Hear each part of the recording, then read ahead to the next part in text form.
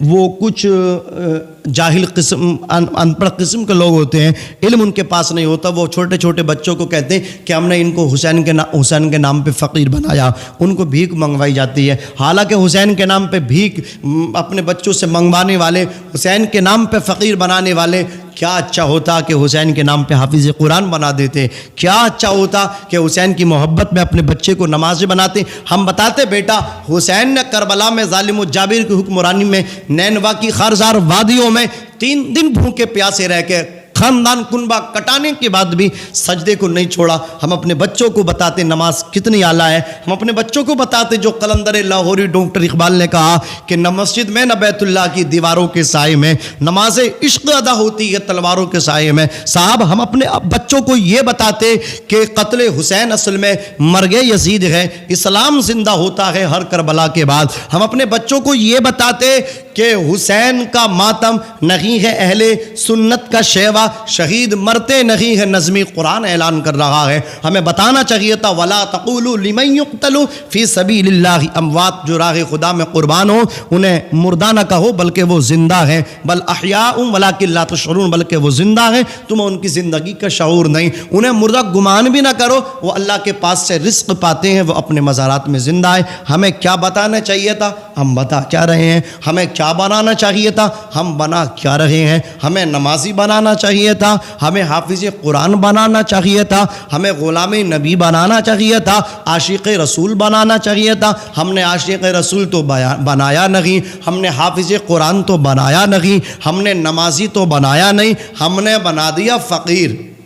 عجیب حال ہے، کاش حسین کے نام پہ فقیر بنانے والے حسین کے نانا کی حدیث پڑھ لیتے۔ سرکار نے فرمایا جو بھیک مانگتے ہیں اور حالانکہ انہیں اس کی ضرورت نہیں ہے تو گویا وہ اس طرح جیسے ان کے منہ میں انگارہ آگ کا شعلہ ہے، اور یہ جو بے ضرورت مانگتے نا سائل بن جاتے ہیں، بھیک مانگتے بے ضرورت متحقق ہوتی نہیں پھر بھی سوال کرتے ہیں، دستے دراز کرتے ہیں۔ وہ سنیں، میں کہنا چاہتا ہوں وہ سنیں، اللہ کے رسول نے فرمایا میدان محشر میں جب یہ لوگ آئیں گے بے ضرورت سوال کرنے والے تو ان کے جسم سے گوشت جھڑ کے گر جائے گا اور بتایا جائے گا اہل محشر کو یہ وہ لوگ ہیں جو بے ضرورت بھیک مانگا کرتے تھے، یہ وہ لوگ ہیں جو بے ضرورت دست دراز کیا کرتے تھے، دامن پھیلایا کرتے تھے۔ عزیزان ملت اسلامیہ، تو اس چیز سے اپنے بچوں کو ضرور بچائیں۔ اب یہ لال کپڑے پہننے سے کیوں بچیں؟ خارجی پہنتے خوشی میں، اور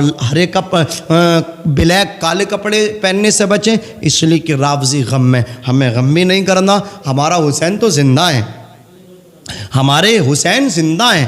کس طرح زندہ ہیں؟ وہ مدینے میں تھے تو زندہ، مکے میں تھے تو زندہ، اور گردن کٹا کے تو قرآن کے پاروں میں زندہ ہو گئے۔ قرآن نے گواہی دی کہ شہیدوں کو مردہ نہ کہو، اور حسین کا جب سر تن سے جدا کیا گیا، نیزے پہ چڑھایا گیا تو حسین تب بھی قرآن پڑھ رہے تھے۔ صاحب یہی ہوتا ہے، جن کی مائیں اپنے بچوں کو قرآن سناتی ہیں نا ان کے بچے پھر تلوار کی نوک پہ قرآن پڑھتے ہیں، نیزے کی نوک پہ سر کٹنے کے بعد قرآن پڑھتے ہیں، اور جو مائیں قرآن سناتی نہیں وہ تو بچوں کو خرافات دیتی ہیں، باہیات کام بتاتی ہیں، تو پھر وہ ان بچوں سے پھر بھلائی کی امید ہوتی نہیں، وہ اچھے کام کرتے نہیں۔ تو نہ تو لال کپڑے پہننے سے بھی پرہیز کریں، اور کالا کپڑا پہننے سے بھی اجتناب کریں، اور فقیر بالکل اپنے بچوں کو نہ بنائیں، یہ کام کرنے سے آپ بچیں۔ میں عرض کر رہا تھا کہ آپ ذبح بھی کر سکتے ہیں ان دنوں میں، اور لیکن ان دنوں میں جو ہے نا آپ مطلب کیا ہے کپڑا پہننے سے لال اور کالا اور ہرا اس کو پہننے سے بچیں۔ پریشانی کیا وہ میں نے آپ کے سامنے بتائی ہے۔ عزیزان ملت اسلامیہ، ہمارے بھائی سوال کرتے ہیں کہ صاحب ہم ذبیحہ کر سکتے ہیں، تو ہم نے بتایا آپ کو ذبح کر سکتے ہیں، آپ دکان پہ جائیے عاشورے کے دن، کوئی قباحت نہیں، کوئی پریشانی نہیں۔